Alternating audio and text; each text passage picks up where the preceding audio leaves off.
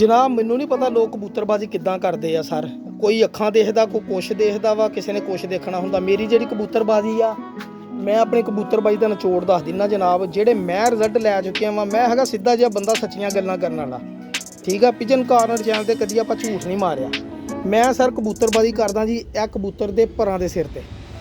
ਇਹ ਕਬੂਤਰ ਨੂੰ ਜਿਹੜੇ ਕਬੂਤਰ ਨੂੰ ਇਹ ਪਰ ਇਦਾਂ ਦੇ ਲੱਗੇ ਹੋਏ ਨਾ, ਸਮਝੋ ਤੁਹਾਡਾ ਉਹ ਆਪ ਵੀ ਚੈਂਪੀਅਨ ਕਬੂਤਰ ਹੋਏਗਾ, गाँव के बच्चे भी चैंपीयन होंगे। ये मेरी गारंटी है। इत्थे लिख के मेरे को जो दिल करे सैन करा लिया। पर गौर ना देख लियो, मैं पूरा कबूतर तुहानूं दिखा रहा हाँ, गौर करियो जरा। यह परां दे निशान ला लियो, गौर कर लियो, स्क्रीनशॉट लैके।